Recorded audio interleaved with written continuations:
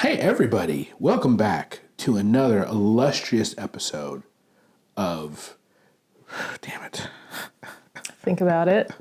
What is it? A little bit unhinged. There we go. I don't know why, sometimes right before I say it, it totally escapes my brain. It happens. I don't understand. Well, you know what? I am currently also in the back of my mind realize when I go home I gotta edit the other podcast with my brother. So that's probably I'm working too hard. Yeah. Is my problem. I need a vacation. Well, good news. You're about to go on a short trip. Good news, everyone. Yes, welcome to the 15th episode of A Little Bit Unhinged. We made it to 15. It's pretty exciting. Hooray. As you put it, we get our learner's permit. Yeah. That's very exciting. I was trying to think about the store that the children like to go to that has a name like 17 or something like that. Oh, Forever 21? Forever 21, yeah. Okay, so I'm not close.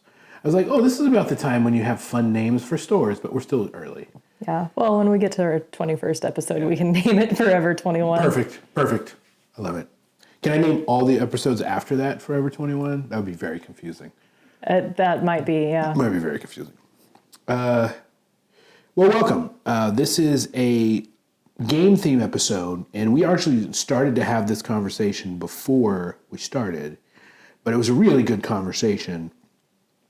And though when I was talking to you about it, I set it up like, hey, let's just say there was an ethical AI that used works that people got the right credit and funding for, and everything worked out, and you could punch in a thing in there to make your own game. To make a game, maybe use some of the kind of games that you like, bits and pieces of it, to kind of build your own game. And that kind of turned into a conversation about like features that we like in games, which I think is really great. Like I like the conversation of features in games because you opened with the fact that you're an open world game fan. I think that's your main one of your mains, maybe? For these days, sure. Absolutely. Yeah. If there's an open world game that I haven't played, I'm more likely to play it than some others because I can't get enough of it, especially if it's an expansive world and there's lots of things to just go find. Yes. I love looking and new territories to go explore. Yes. So when we were also talking about it, you brought up what I think is an interesting one that I think it's a one that gamers that are in gaming for the kind of clout of gaming wouldn't talk about, but I think when you're talking about the experience of what games are, I really like it. Talk about what you talked about, kind of one of your first ones that you'd want to add to games.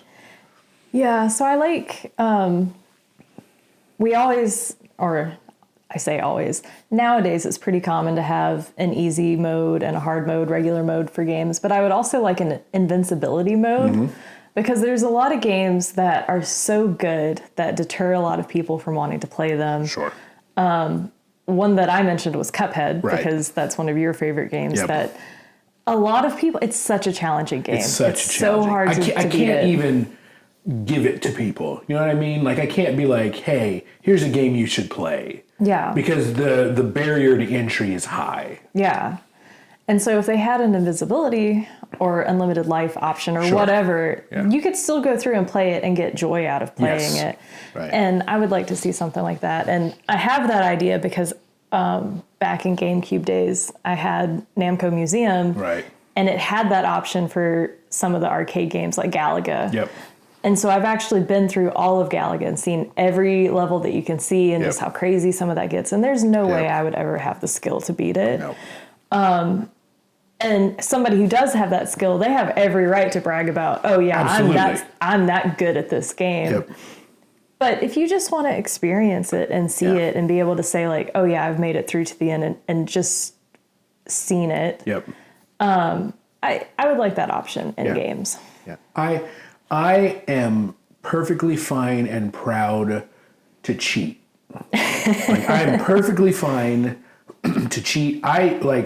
My most recent playthroughs of Knight of the Old Republic, I went through the editor and gave myself like all of the Jedi powers at the beginning. So from the beginning, I could do force choke and all this stuff way before you're supposed to be able to do it. Yeah. I love it. I love, especially when you have like an RPG system and I can go, let me just give me my max XP so I can do all the stuff you're not supposed to do until the end early. Yeah. I think it's great. Because on the flip side of that, dang it. On the flip side of that, like you mentioned, a game that just came out is Dragon Ball Z Sparking Zero, which is of a very popular like, Dragon Ball Z series of kind of two V2 fighters where you can have team fighters, and you fly and you shoot. Like you get to do all the Dragon Ball-y things in it. But it's got an episode mode where it kind of goes through the story of certain characters, and then they have some what-if scenarios where if you do this certain thing in this certain battle, you get to see how it's going to end up. And it's really cool and interesting, and it's got all the voice acting and everything, but it's really hard. Yeah. One of the very early battles, you face Great Ape Vegeta, who, if you guys aren't very familiar with Dragon Ball Z, I mean, everybody's familiar with everybody's seen a spiky hair before in their life that's ever gamed. So you are generally familiar, but the main race, the Saiyans, they can go Super Saiyan, they have the ability to turn into giant monkeys, giant apes. And they're very powerful when they do it. And so you have to fight him as a giant ape early in the story when the main character is not that strong, and they give you that same feeling in the game because he whips your ass. Whips your ass. He can't really be knocked down. He spams his laser beam attack. It's the AI can input read, so it's a little cheap. It's not fun. And you can turn the difficulty level down, but if you do that, you can't do any of the alternate paths. And even that being the case, I got so desperate after about 25 attempts, it's not any easier. I still couldn't beat him after turning the difficulty down. So I opened up WeMod, which is basically a cheat engine, and I gave myself unlimited all the things, and I whipped his ass, and I was so pleased. I was so happy. Like, I didn't need that sense of accomplishment. I needed the sense of get wrecked, punk. And I got it, and it made me very happy. Yeah. Very happy.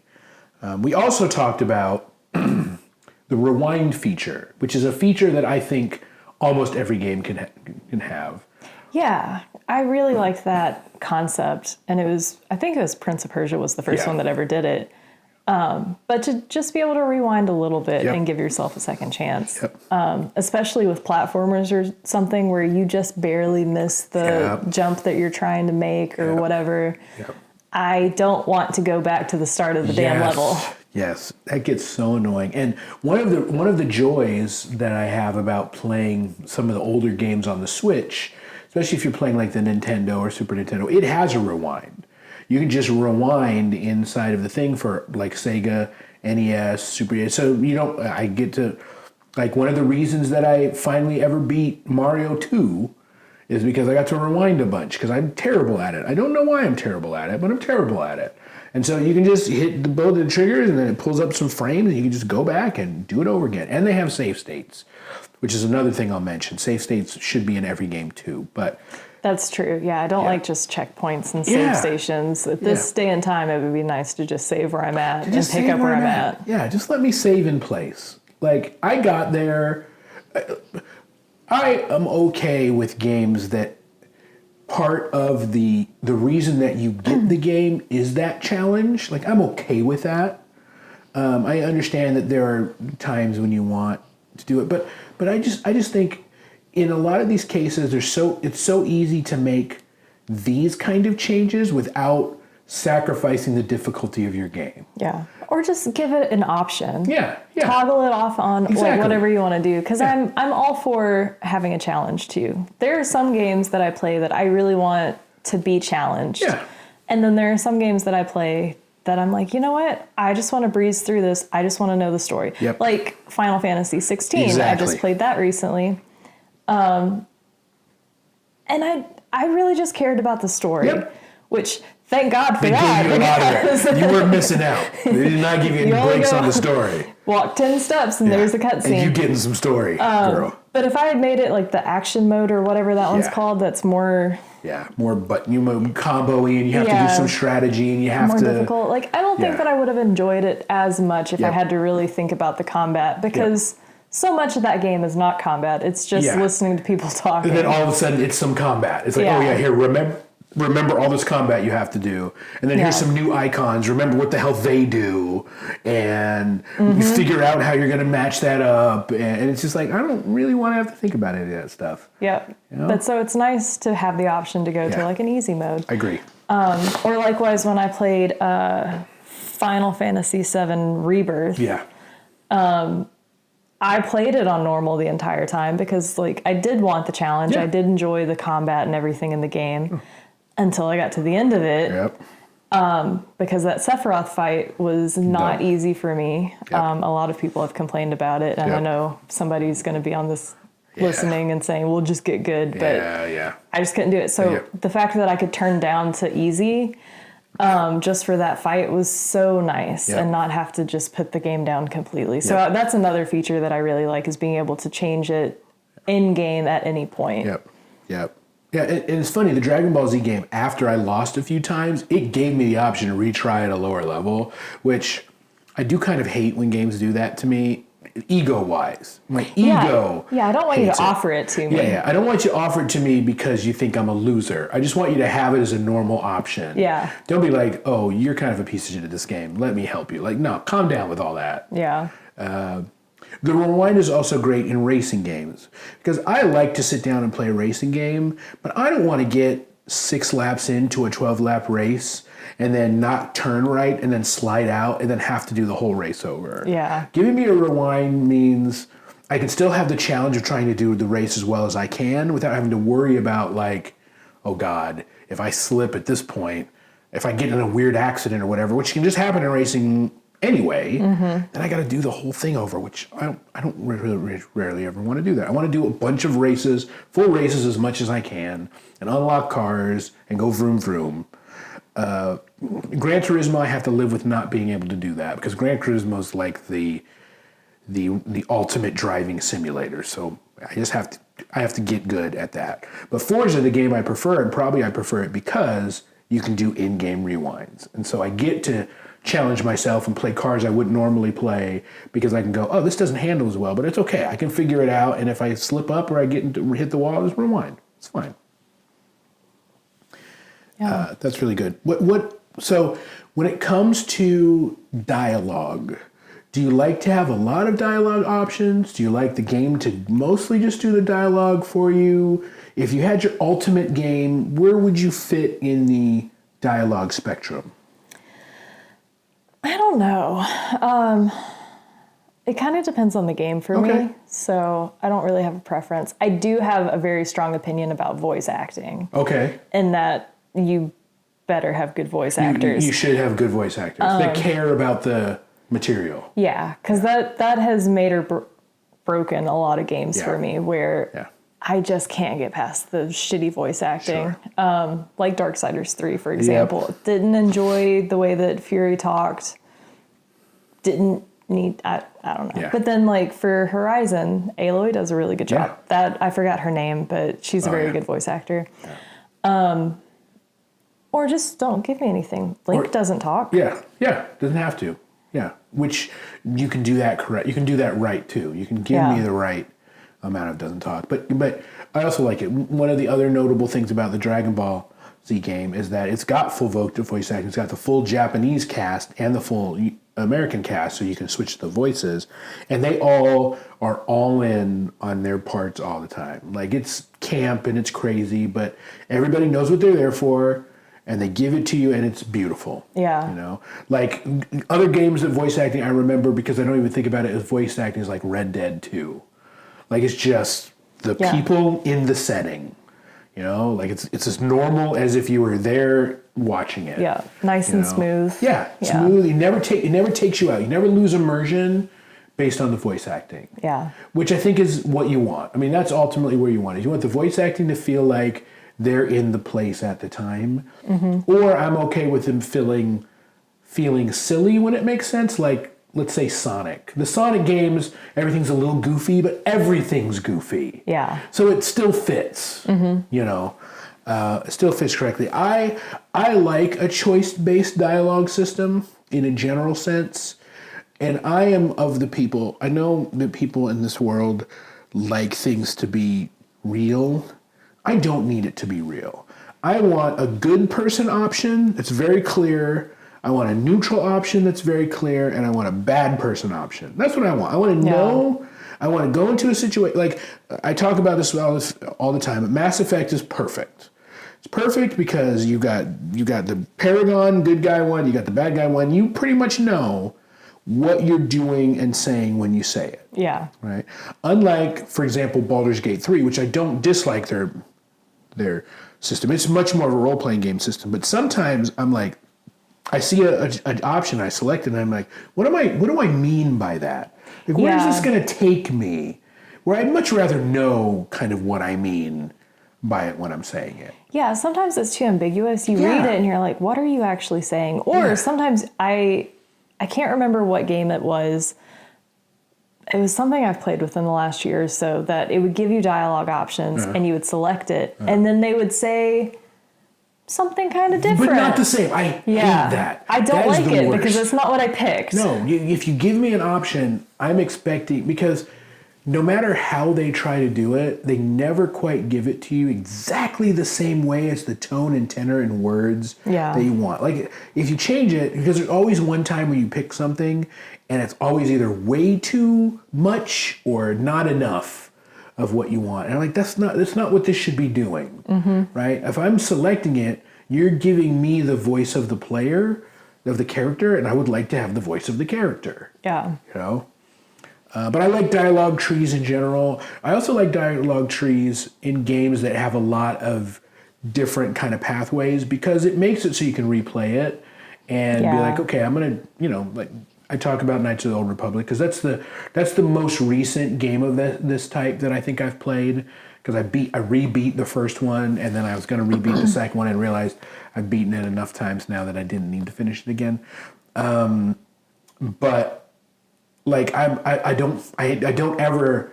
This is a I guess this is a beige flag is what the internet would say on it. I only ever do the evil paths when I have that choice in games.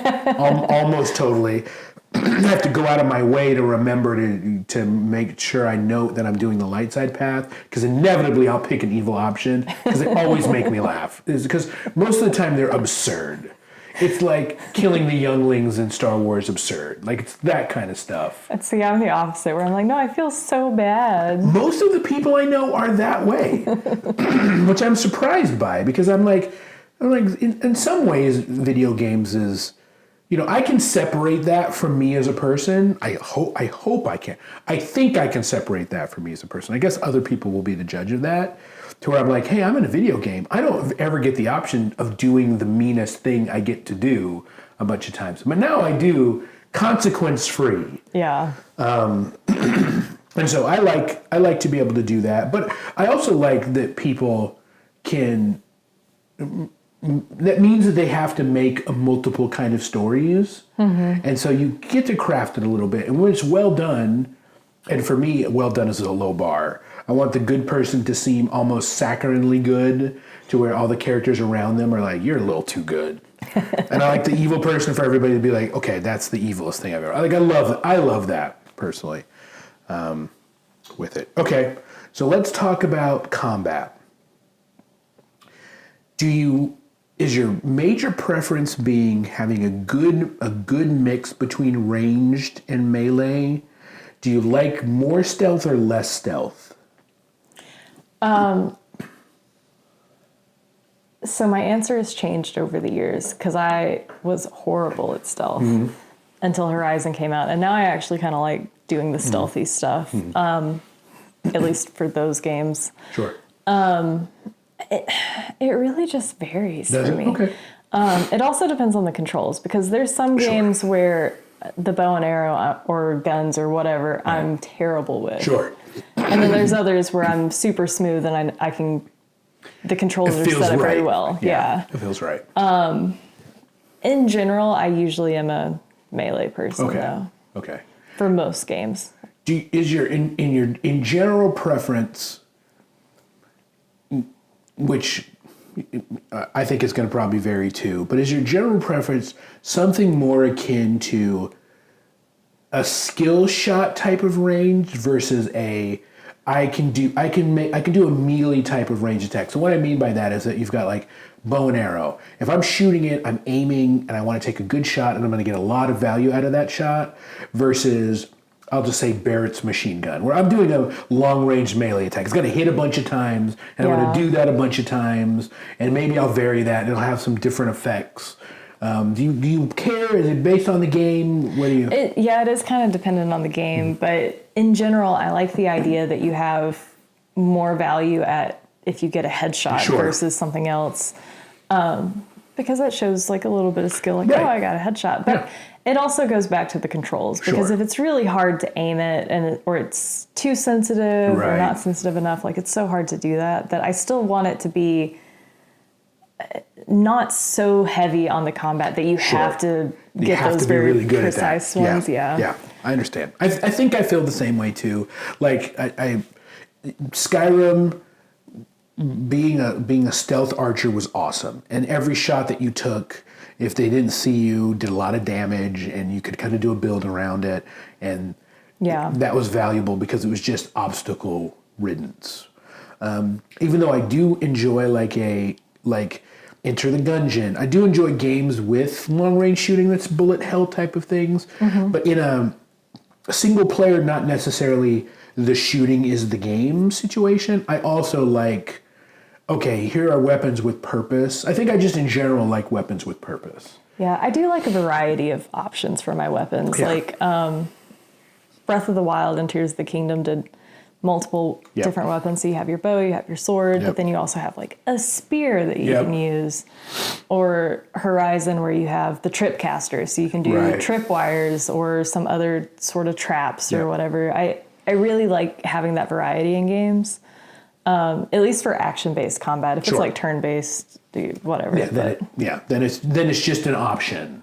Yeah. Right. Yeah. Which is its own value, but it doesn't matter as much. Yeah. It's just like having a power list, whatever weapon or whatever you do. And most of the time in those games, the weapon doesn't really change what the characters do. The characters are going to do the thing, and the weapon just depends on how good they are or what benefits they get out of it. Yeah. That type of thing.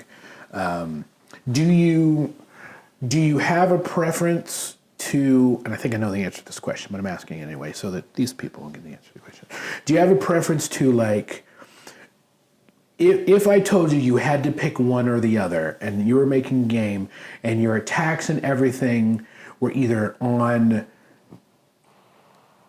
non-human entities or they were always non-lethal versus lethal ones, I would guess you would pick the non-lethal ones. For people? For people. No, I'll kill people. Oh, you'll kill people? All right. Kill them all. I don't care. Animals, we all know. When it comes to animals and, when it comes to, like, pet animals and... Yeah, I definitely... the games where you do need to hunt for, like, pelts and whatever, I always feel... I have to sit down and remind myself, like, this is just a video game. I'm not actually killing these animals because I'm overly sensitive. Or any games where... the pets die. Yes. I sob uncontrollably. Sure. Yeah. But you're okay with killing people. Yeah. I just wanted to say that sentence and just leave that out there by itself. So if somebody clips this in the future. No problem. No problem killing people. Full stop.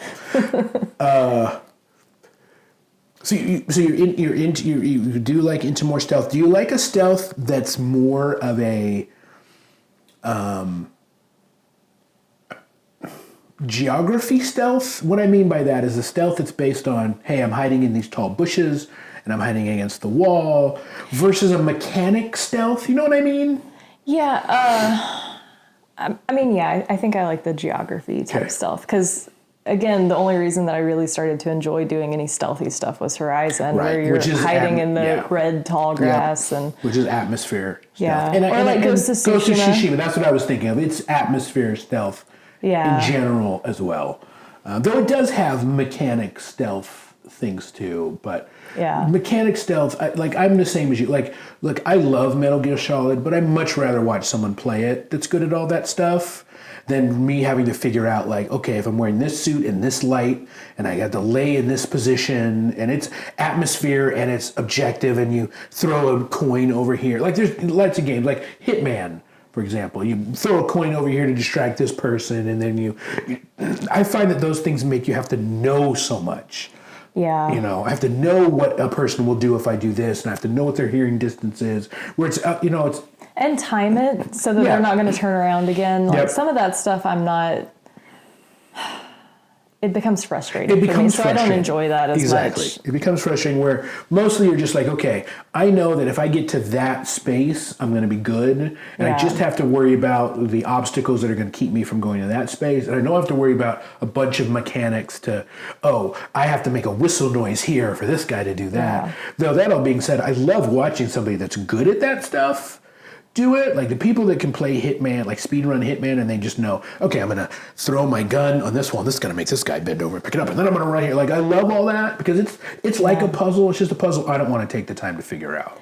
Yeah, I'm the same way because... So even though I said that I do like stealthy stuff, I like the very basic stealthy stuff because I never could do like Splinter Cell, I think, Splinter or Cell. any of those. Yeah. I'm just not skilled enough. Yeah, same.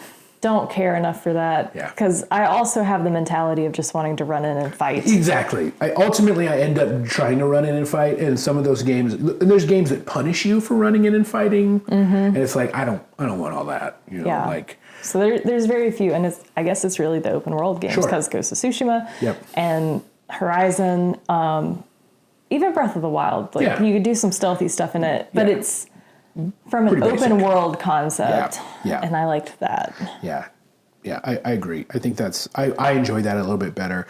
One of the other things is my brother always laughs at me. Back when I used to play a lot of first person shooters, like Call of Duty and those, I would try to be stealthy. Like I'd be on the outskirts of the level, and I'd try to duck behind doors, and he's just like, that don't work here. Like I see what you're trying to do. This is not the place for that. It's like, okay, yeah, fine. I don't know if I was trying to compensate for the fact that I wasn't very good at running in and fighting. And so I'm like, if I can at least get to jump on somebody, then we're gaming. So ultimately, and I think because we've talked about like Ocarina of Time and stuff, I think we both are a fan of some fun travel options in open world games. A horse or horses, flying mounts, things like that. How much, what point do you want to be forced to not use those? Do you like it when an environment forces you to be like, okay, here's a chunk of the level where you can't do that stuff. It's new or it's on different terrain. Do you even bat an eye about it? If it's good, it's good. If it's bad, it's bad. You don't care? I mean, I like everything. It kind of depends on the game. Sure. Because this isn't related to mounts or anything, but Death Stranding, you have to get through the area on your own to begin with. Right. And then once you go and like, I forget the specifics of what they call it in the game, but you like link up to the system and then you have access to all the things that all the other players have ever put in there. Right. Which is so convenient, but you still have to get through to it. Yeah, you have to earn it. So I kind of like that aspect of it, but it does drive me nuts whenever I have like Breath of the Wild been playing and just want to go ride my horse around for a while because that's just something I enjoy doing in games. And to get to a point where you're stuck on a mountain and the horse doesn't want to go over there and you have to turn around and go back or hop off, like that does drive me nuts. Yeah, I get it. There was, what did I play recently? Immortals, Phoenix Rising. The horses in that, they'll just jump off of anything. And they might disappear when you land, but there's no fall damage. The horse is still alive. So I enjoy that. That's nice. Where they just let you run the hell anywhere. And then it'll figure it out afterwards. Yeah. I as much as because I also like open worlds and I like exploration, but one of the reasons why I haven't beaten any Fallout is sometimes you have to do so much on foot. Like until you go to places and unlock fast travel, sometimes you have to go really big chunks of space. And even though there's lots of interesting things to, like, I say all this as a Skyrim player, I went all over the Skyrim on foot and didn't use a horse a lot, and I was okay with that. But the Skyrim world was so varied, and it was just such a different world than a wasteland, that I was more okay with that. Yeah. But I struggle with Fallout because there's just like, I get started and it's like, okay, I got to get all the way over here, and it's like, okay, I'm gonna see some interesting stuff, and then sometimes I'm not. It's just gonna be super mutants and claw machines, and I'm going to fight for my survival, which is good about it, but it just, sometimes it takes me out. Sometimes I just want to be like, okay, give me a car. Why can't I have a car? Yeah. You know, to move around, or just let me unlock fast travel faster, or like even I started the DLC, one of the 2 DLCs for Final Fantasy 16, and you get taken to a place in the world that you don't have access to at the beginning. And at the beginning, you don't have, I want to say ammonia, but that's not right. No. Ambrosia. Ambrosia, thank you. You don't get ambrosia at the beginning. So you've got to go through this place on foot. Yeah. And I was like, when I started, I was like, oh, well, they never said it, but I bet I could do it. But I never got the button, and then I hit it, and it wasn't there. And I was like, well, this kind of sucks a little bit. Because I got past the point where I needed to do random combat. And so mostly when you're just passing through, that's all you really have is you pick up a potion on the ground and then you do some random combat. Mm-hmm. And so the nice thing about the Chocobo is that you can skip that if you want to. Yeah. Well, you don't get to do that at the beginning. There's a mission that you do where you end up going through the process to do that, which I liked. I liked there being like, oh yeah, this is a reason for this to happen. And then it gives me a big gold thing. Unlock the ability to use the Chocobo here. And I'm like, all right. But even when you have to go on foot, Clive's running speed, once he's going fast enough to start running, is fast enough that I still can skip. Yeah, it's still on fine. The encounter. So it's fine. You just have that build up that you don't have to worry about when you have the Chocobo, because you can just sprint right off the bat, where he has to get moving for a bit. And one thing about 16, now that you've brought that one up, it is nice that you do fast travel to wherever you need to go at the start of everything. Yes. Instead of having to go make your way to this new area, it just magically transports you there, and then you just start going, which I like a lot. I like it. And I also like that even if there's a place that you don't have that you have to teleport to later, they lead you there, and then they give you the fast travel point, and then you can just go back there every other time you need to get there. So there's very few times it's like, oh yeah, I made it, they're like, get here to do the next thing, and then you make it halfway, and then there's a fast travel point. And it's like, oh, perfect. Yeah. I never have to do this again. Yeah. And it also made it easier, even though when you do some of the challenges where you have to defeat some of the bounties, they kind of put them out of the way, because they should. Yeah. They should put them out of the way, but even out of the way, once you got the Chocobo, is a couple of minutes. And again, you don't have to stop and fight anything. Yeah. And so I like that's my preference, is like, if you let me be able to explore on foot, don't make that be the worst, slowest thing ever, but also give me the fast travel and the travel button, and I'll use a mix of them depending on what I feel like. If I need to warm up in combat because I haven't played for a while, I can just run out and beat up some angry vines, and then I'm like, okay, I'm good to go. I'm going to ride up to the next thing. Yeah. Speaking of that reminds me of another aspect that I would like in games. A tutorial option for any time you pick up the game. Yes. Just to go redo the tutorial anytime. Because sometimes you put down a game for a little while and you come back to it and you're like, what the hell do I do? Yep. Especially... like, I do that with Breath of the Wild. Sure. I still go back and just play it every now and then, or Tears of the Kingdom or whatever.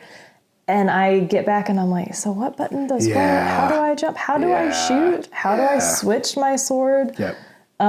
So I wish that you could have an easy... And a lot of games, they still tell you, like, a button map that you can go to in the options to see where everything goes. But I would still also like tutorials. Yeah.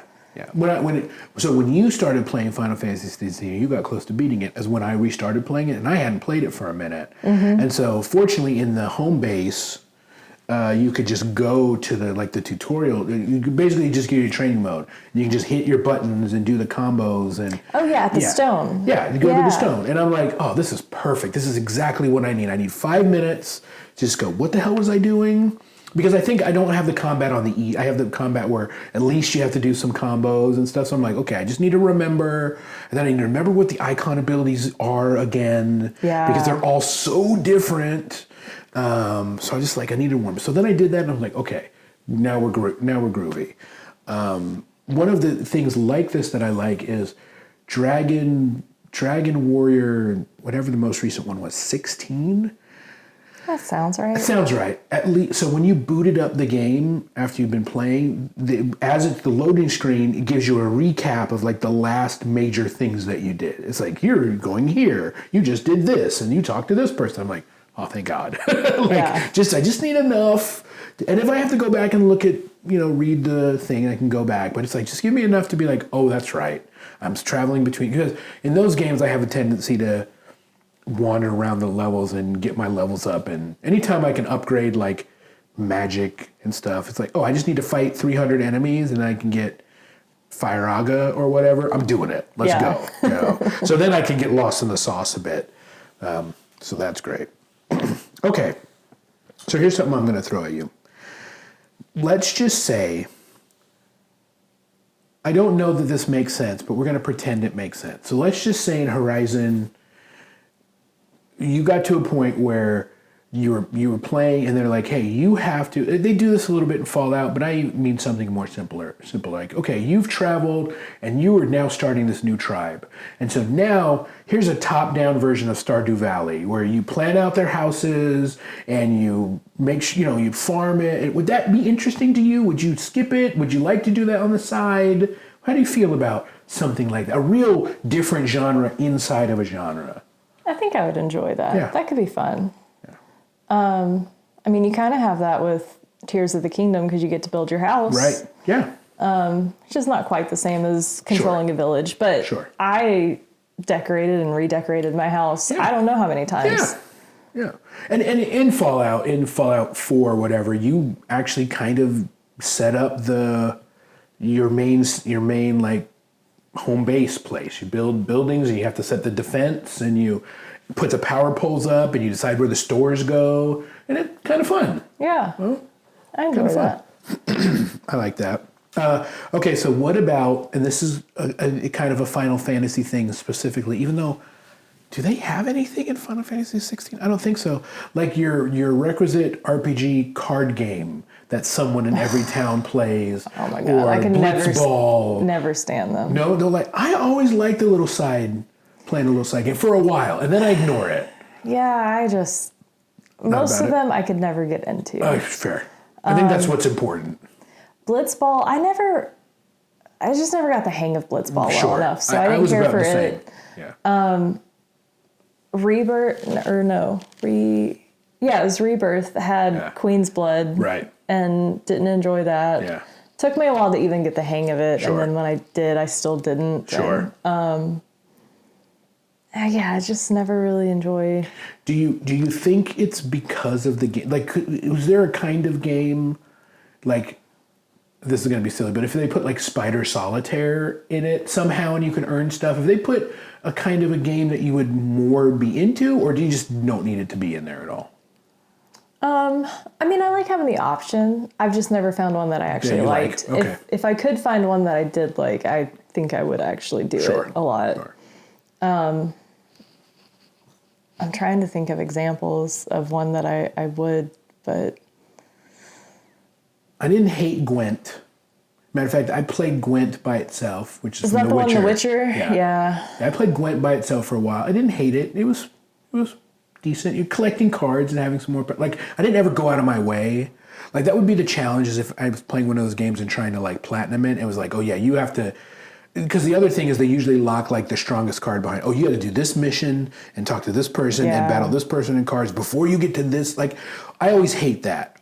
Like I hate you can only do this. There's this one period of time that you can do this thing, and if you miss it, you can never go back. Like that drives me nuts, because it means I have to have a guide in front of me when I'm playing for some things, and I hate that. Yeah, I don't. You know? I don't like whenever there's something that you can miss, because missables just make it less fun for me. Yeah, me too.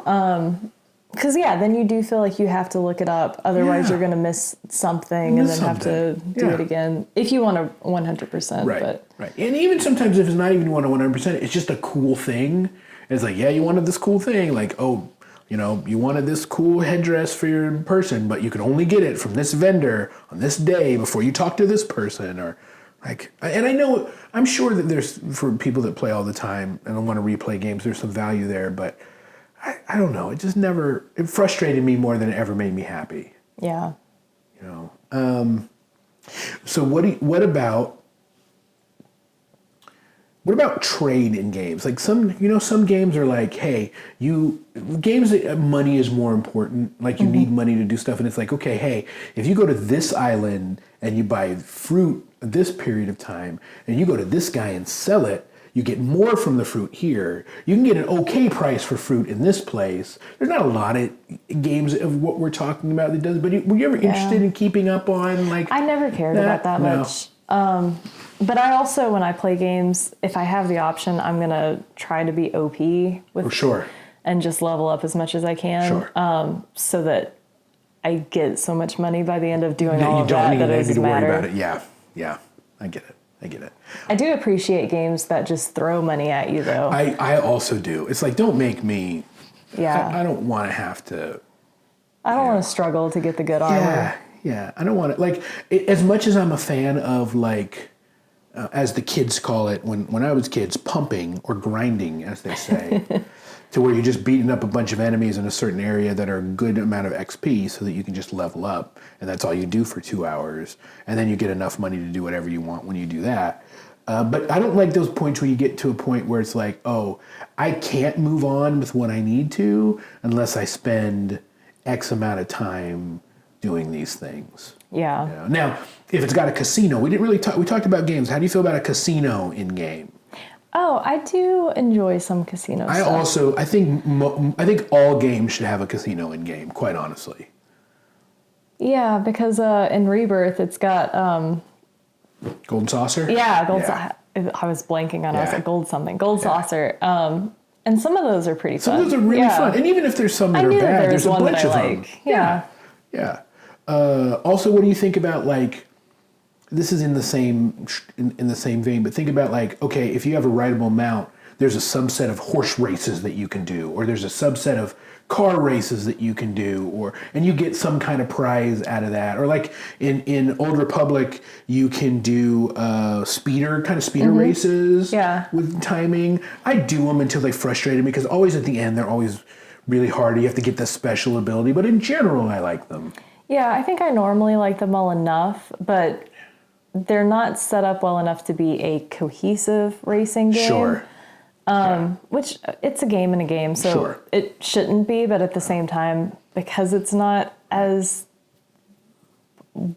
fleshed out as it should be, it bothers me. I don't have as much fun as I would if I just picked up Mario Kart or some other game that's intended to be racing. Yeah, that's fair.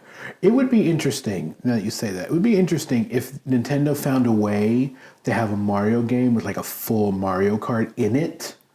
Yeah. Like a 3D Mario game, and they all actually Mario Karted, like obviously not 100 tracks, but it's like, hey, we have a series, and when you're playing Mario and you have to beat Bowser in a 6 series race, and it's actual Mario Kart. Like, that would be super fun. I don't know why they haven't done that.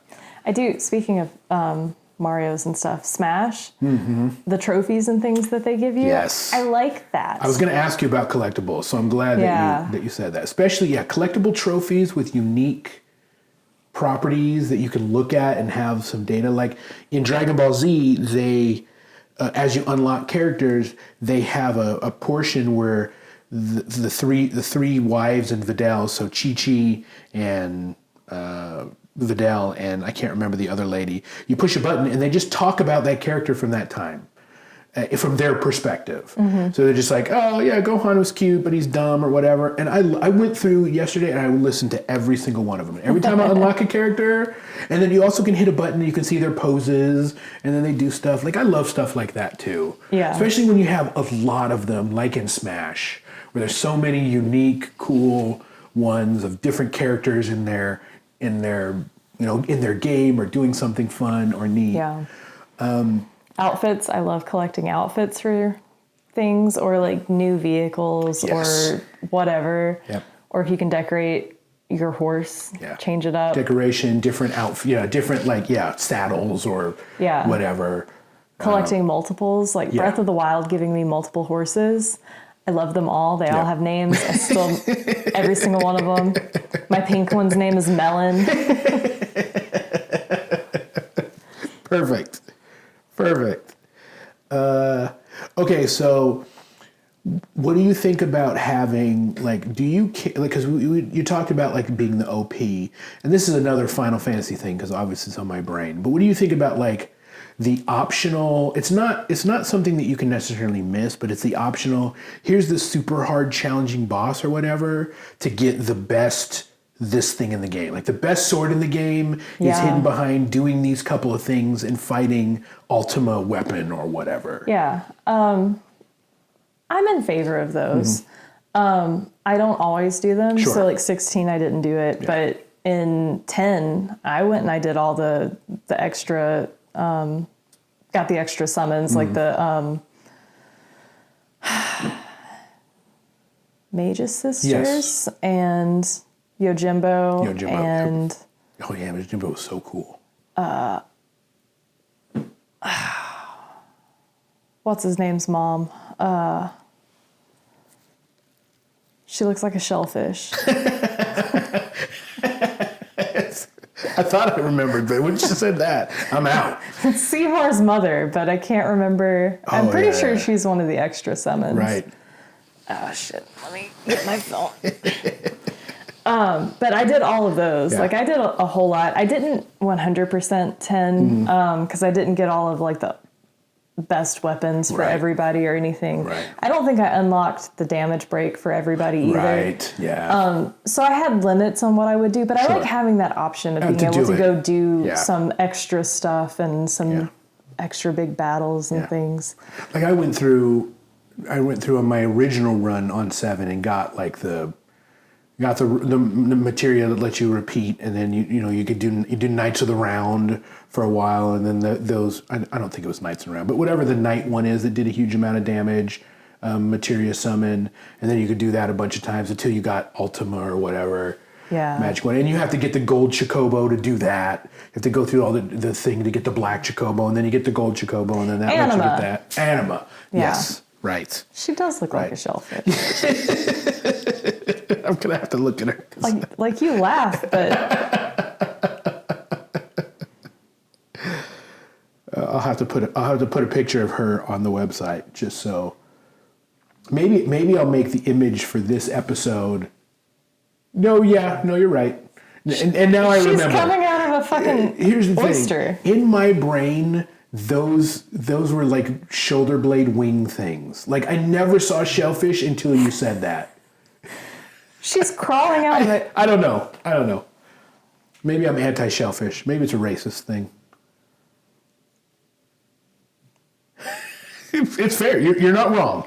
You're not wrong. Whatever you say. Maybe it's my childhood brain decided that this was either more macabre and I couldn't tie it to shellfish. Maybe because I like eating shellfish too much. That could look she like does look pretty spooky. Yes, she does look spooky. Yeah, she does look spooky. She still looks like a shellfish. In hindsight, I will agree with shellfish. I will agree. Okay. Look, I think we covered it. I think we built your best game, which is... Did we? Yeah, we did. What we did was we took Horizon and we added a few things to it. Just a few things. We haven't even talked about like Terraria or any of those aspects. We didn't. We got plenty of opportunity to add those. Because this kind of turned less into let's build a game and more into what are kind of the individual bits and pieces, and bobs we like, which... And we've kind of stayed in one genre set. Like we could really change this around to be like, okay, let's focus on first-person shooters, or let's focus on platformers. We do always come back to my love of Horizon and Breath of the Wild, but they're great. We're not talking about games. And the other thing about us is that when it comes to that, because like we've talked about Cuphead a lot, right? Yeah, and I guess we have talked about Final Fantasy and stuff And we too. talked about Final Fantasy 2, which I like too. I mean, I love Final Fantasy 2, which So you also like. We do talk about a variety of do. games. We do play. I do play other games besides just Yes, of this course. couple. And I play many, many, many other games. Yeah, you do play a lot I play a lot of games. and finish None. some. You know what? As we've been talking, I realized I finished some. But it's like, for example, the DLC for Diablo 4 came out. And everybody's like, when are we going to play that? I'm like, calm down. All right, Yeah. I got to finish Final Fantasy. And now I'm playing Dragon Ball. I got to at least get through the episodes of Dragon Ball. Then we can sit down and play Diablo. Yeah. If Diablo 4 was as good as Diablo 3, which I don't think it is, I would be playing that nonstop. Because when Diablo 3 hit, because it's such an easy like multiplayer jump in and jump out game. And just a group of us would just, if somebody's in, we'll jump in their game, we'll jump out. I don't like Diablo 4 as much, but I don't hate it. We still have a good time playing. But I don't need to jump in. I still got college football I'm playing too. I've been playing that fairly regularly. Yeah. And again, Final Fantasy 16. I play a lot of, and I also still play a lot of stupid little, not stupid games, but games that aren't like epic games like Balatro, which is just a card builder roguelike poker game. I play a whole bunch of that. Yeah. You just bounce around a lot. I bounce around a lot. Yeah. I am very ADD. And Tekken 8, just Hayachi came back out, which I mentioned before, and I haven't played it at all. They just put some Fatal Fury characters in Street Fighter 6, so they put Terry, and they're going to put Mai in there later. And Bryant, my brother, keeps telling me about how good he's getting in Street Fighter, and I haven't picked it up at all. It's just too much. It's a struggle to be me. And then I'm over here. I play one game at a time. You look. Finish it. Go to the next. Go to the game. next one. Look, there's a lot of times in my heart I wish I could just do that, but I'm never going to be that kind of gamer. I just can't focus on anything for that long. I installed Final Fantasy 6, I installed Far Cry 6 because it was it was one of the game downloads on PlayStation, and I played it for 20 minutes, and I'm like, I don't know that this is for me, and I uninstalled it. So that's what I am. I just have to own it. That's what I am. All right, everybody. Thanks for listening. And I don't know what we're going to talk about next, but it'll be awesome. That's what I know. It will be. Yep. Okay, bye. Bye.